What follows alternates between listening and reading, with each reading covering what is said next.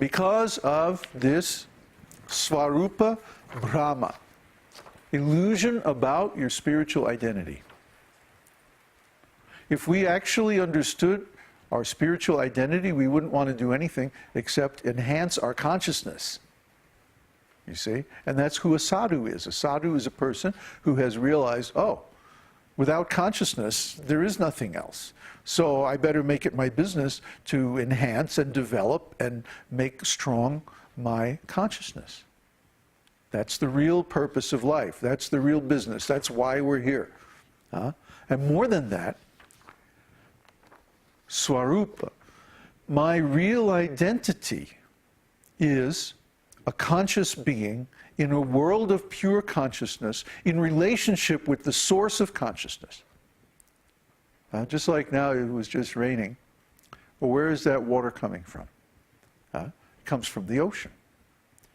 The sun shines, evaporates the water, it makes a cloud comes over the land, and then the rain falls. Without the ocean there, we wouldn't have any rain. See? So the ocean is the reservoir of the water. Similarly, we see the light coming. Now, where is the light coming from? It's coming from the sun. So the sun is the reservoir or the source of this light energy. And now we just went through an elaborate discussion of how we are conscious, and our very being is made of consciousness. So somewhere there has to be a source of that consciousness, that energy. We never find any material or any energy, especially, without a source. The ocean is a source of water, the sun is a source of light. Well, what is the source of consciousness? It has to be God.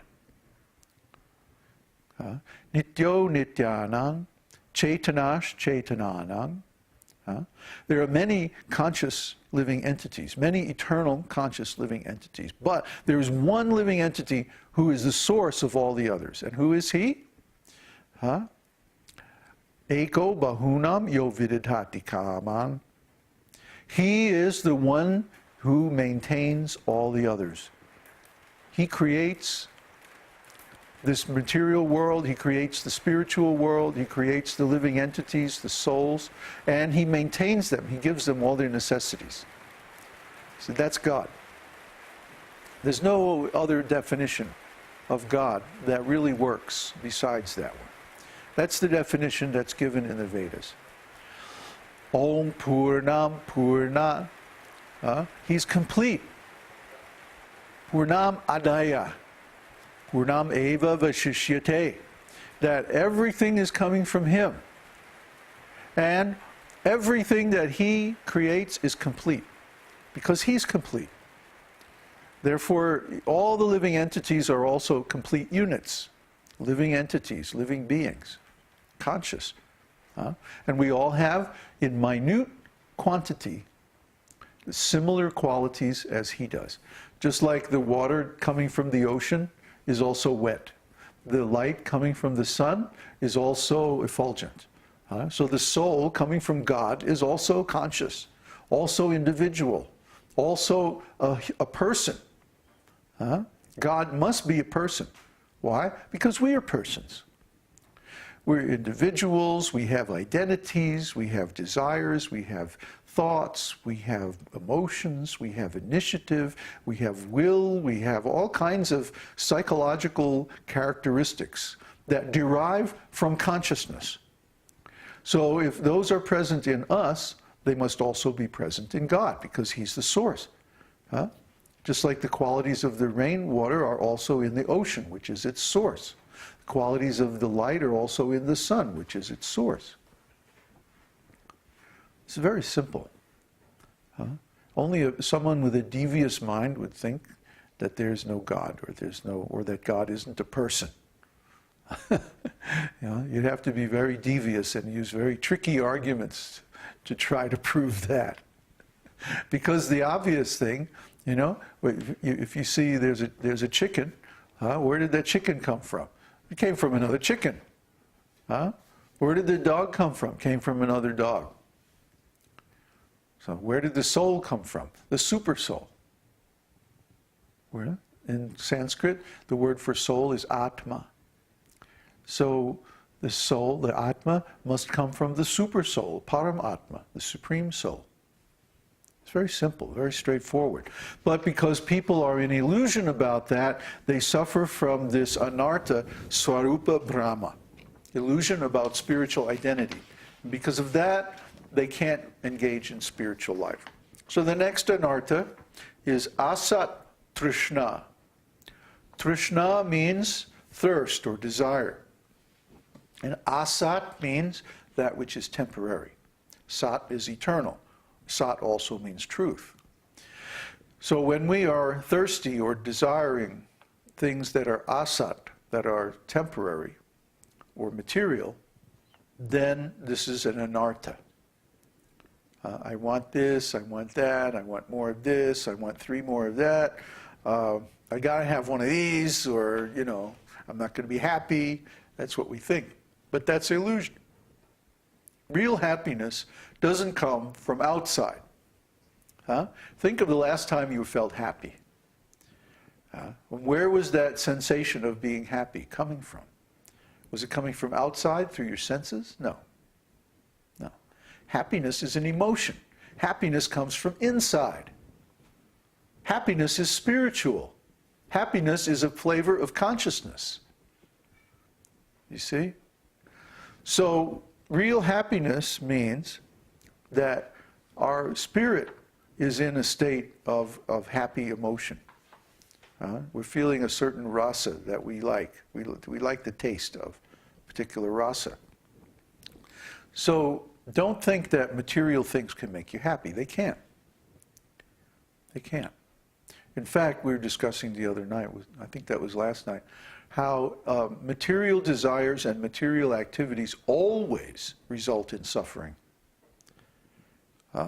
Because if you become conditioned to getting happiness from material things, you're always going to lose your happiness because all material things are temporary. Everything in the material world is limited by time. So we may be happy for a little while, and then, no more happiness. Time takes it away from us. At the very least, we're going to die and have to leave this material world. And then everything we have materially, we have to leave behind. And we have left only our consciousness. So we should make the cultivation of this consciousness the chief aim of life, and not this acquisition of material things or creation of material things. That will only lead us into unhappiness. Okay? So this is another anartha. Thirst for material things, which are unreal. Then the third category of anarthas is aparadha. Radha means worship. Radha is the principle of devotional service. And aparadha means that which is against that principle. See, Radha means that we love God, that we love Krishna. And in fact, Radha is the embodiment of that love. So if we do something against the principles of worship that discourages those principles, that's aparadha. And there are many, many aparadhas, which we covered in detail in the Nectar of Devotion. I think there were like 2 or 3 chapters devoted to nothing but different offenses or aparadhas.